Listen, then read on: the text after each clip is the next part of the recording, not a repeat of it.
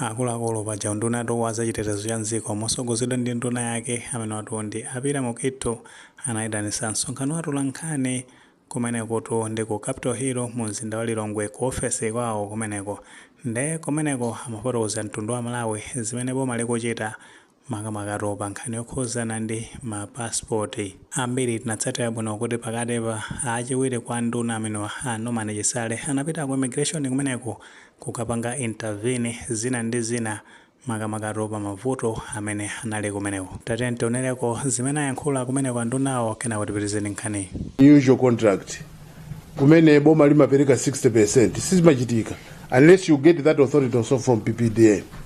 So tikusatira komabe pamene tikusatira chimene tikufuna kwambiri nchonesesa kunena kuti amalawi asakhale asakulandira mapassport. Komanso tikamamaliza zokambira nazo boma la Malawi lisakhale likuluza chifukwa nthawi zambiri macontract awa mwina timapanga kuti komera ife amene tikupanga macontract patinotokomera dziko kumapeto kwake umapeza kuti amalawi ndi amene akuluza. So whatever agreement imene bwere kumapeto after discussions tionesesa kunena kuti opinjika si amalawi. So kukambirana tikukambirana kuti tionesese kuti kodi ndalama zimenezi kodi zinafika motani kuti zifike pamene pakuti upfront payment mpaka na 60% pamene ntchito yeni pa ground sikuoneka, even including my deliverables kodi are they on stage. Zimenezo ndi zimene tikupanga pakali pano, koma pamene tikukambirana tikuonesesa kunena kuti mtundu wa Malawi usavutike, apitizebe anthu kupeza mapassport yawo, apitizebe kuyenda kwina kuti kukambirana. I think ina imene munafunsa inali ya I think nkhani ina inali yobwerezabe kuti nkhani yomwe ya warning chabe ya ma corruption ndi kuti kodi mwayika ndondomeko zanji kodi anthu amene andikudandaula konse kodi azikachita report kuti. I think kodandaula nthawi zonse timakudziwa nkhani za issue za corruption. Office imene inapasidwa mphamvu zonse ndi office ya Anti-Corruption Bureau. So aliyense amene akuona kuti aliyense anatengeredwa ali ndi ufulu ochita report kuno ku ministry, ali ndi ufulu okachita report ngakhale ku immigration aini wake kula akulu. I don't believe kuti including the Director General is involving himself into corrupt activity. I don't think so.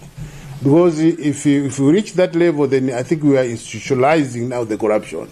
So I believe kuti we are keeping the whole senior officers, the whole senior command, and the anthu amene akuona kuti ali ndi madandaulo okhuzana ku immigration atha kufika kwa akulu aku immigration ndipo akawathandiza. Ngati kumene kuangaone kuti sakuwathandiza ali ndi ufulu obwera ngakhale ku polisi koma ukapereka chidandaulo ngakhale kuno ku ministry imene ndanenera. So Malawi aliyense amene ndi dandaulo ku immigration amene waona kuti waphwanyiridwa ufulu popereka china chake chonjezera pa zimene anapereka kale kumeneko ndikulakwa ndipo ndi mulandu abwere ndipo timuthandiza. Lomalizira limene apereka I think anali ndadi bachi njira goma. I think inali ofana nako ndi aku madrasi ko fuso lake loyamba kuti kodi mungu kambirana chabe kapena mwaperekako. So I hope ndalongosola momveka bwino kuti tikupanga zonse kukambirana komanso ndikuona kuti kodi zikuti bwanji issues za ma contracts komanso kuonesesa kuti nkhani ya mapassport amalawi akupitirizabe kutani kodi akupitirizabe kulandira.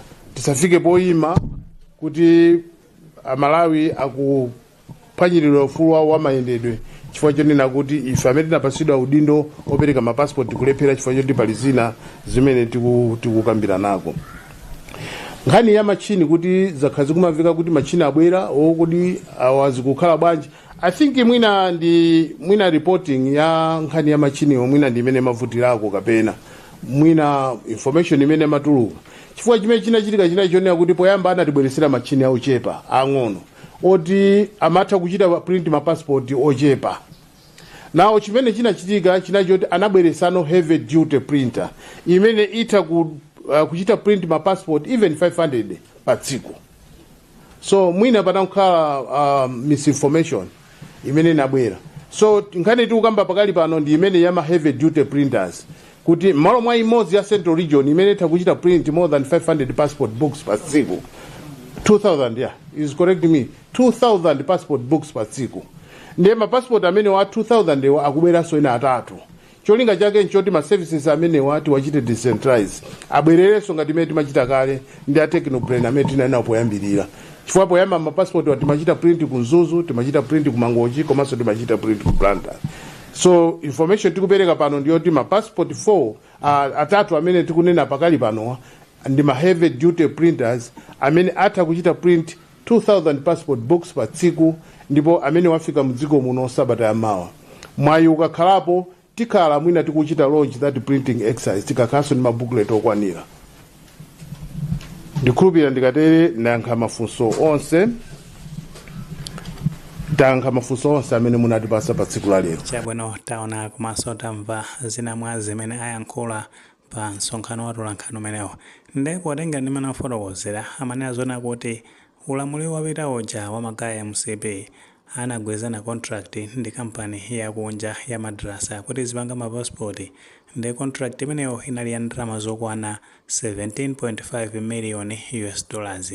Ndi Magaya amene aja anapeza zoti analipirako ndalama yokwana 9 million US dollars. Zimene zinapangisa zoti kampani yopanga mapasipoti amene izipanga mochedwa, imapanga mochedwa foti sanamaliziridwe ndalama. Ndi zichano zinapanga create total chaos kwa immigration. Anthu amapeza zoti amagona kumene kuja masiku asanapasidwe mapasipoti. Zimene ndithu kunali zachinyengo, anthu kuyesa kupanga izi ndizi, komano vuto linali loti Magaya amene aja anapanga create problem. Kuchoka pamenepa iwo akuti mene alowa mboma apangako intervene, anatha kukambirana ndi kampani imene ya madrasayo kuti no yambe kupanga mapasipoti bwinobwino.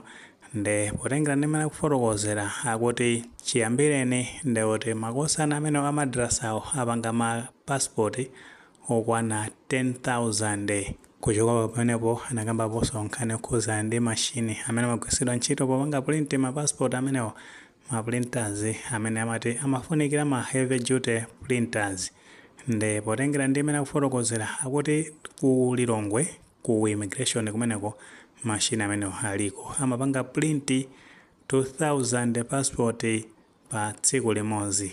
Nde amakamba zonena kuti agulaso ma passport printers ena amenenso azikwanisa kupanga ma passport 2000 pa tsiku. Nde ma printers amenewo amayembekeza zoti mwina Monday next week akhala akufika ku Malawi. Nde amenewo atumizidwa mizinda ngati ya Mzuzu, ku Mangochi, komanso ku Blantyre ku offices za nthambi ya immigration kumene amapanga mapasipoti amene. Ndicho cholinga choti vuto limeneli lithe ndithu. Ndi zambiri zimayakamba monga mmene tamvera pamenepo. Zimenezo ndi zimene zimafunikira, osati boma kumakhala no busy kupanga create mavuto mamoti akonze mavutotu amene nkuteka mwindinte manga pankhani imene ngati ndemanga ilipo fotokoza no comment section, koma mulemekezaso maganizo anzathu. Sewole panga like video imene komanso panga subscribe channel ya Fox News 18 ndicho ngati nkhani zapezeka machitika ndi kuti sitawulipeza mosavuta.